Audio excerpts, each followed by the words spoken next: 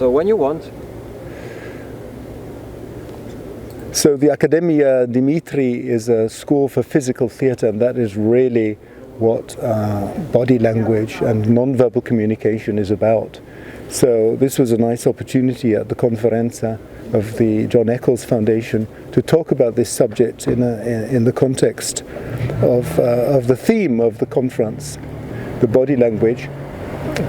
And the idea was for us to see that body language is actually dominant in human communication. So it is surprising for me to see that in the theatre, and this particularly in teaching theatre, is all about, it seems to be about speech and about diction and about reproducing drama and performing in drama, but actually the main task of communicating, theatrical communication, is to express feelings with your body.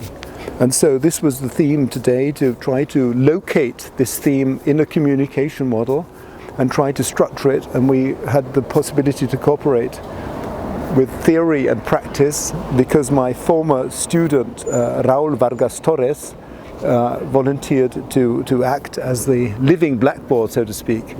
But of course it's much more than a blackboard, to demonstrate these ideas of how body language can dominate the communication process.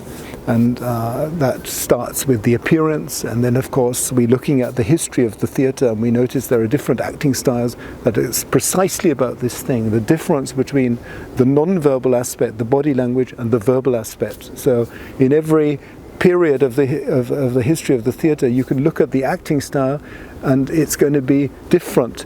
To what extent the body is going to be part of the acting style. The Commedia dell'arte is an example of a very specific body language and much more dominant to the verbal, whereas in the rhetorical acting style is much more of an extension of oratory, and there the body language is not really a body language, it's just the extension of speech, of the speaking. And then you get to naturalism, and there you have the equilibrium between the non-verbal and the verbal, that it doesn't seem theatrical anymore.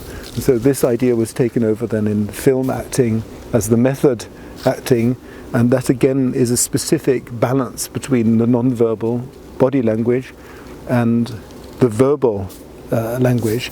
And so we looked at the theatre and dance from the point of view of these aspects, and particularly in dance, of course, where you don't use the verbal expression, you have much more from the beginning on, you have much more expression taken into the body.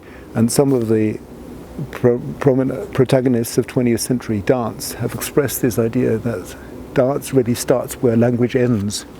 So we were looking at a specific dance form in Japan called Buto, and in Buto the idea is that the dance is actually a dance of the corpse that is emerging from the ashes, and it's much more a dance of death. It's called the dance of darkness, and there the Buto is expressing something which we could identify as the body feeling, the body image of the 20th century, that is much more about death and survival than actually the celebration of the body language. And from there we looked at the way Buto is expressing by silence and specific body language, and then we looked at the body in contemporary society and the way we are becoming more and more passive and recipients of the body of images in the media, and we are becoming more and more passive. And my final thesis was that the theatre is needed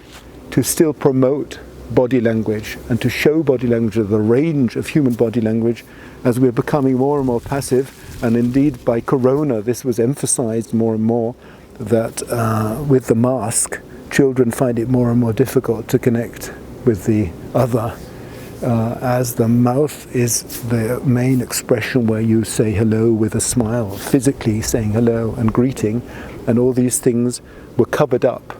So it was very difficult for children at that age to learn the language game, or the body game rather, the body game of interpersonal encounter.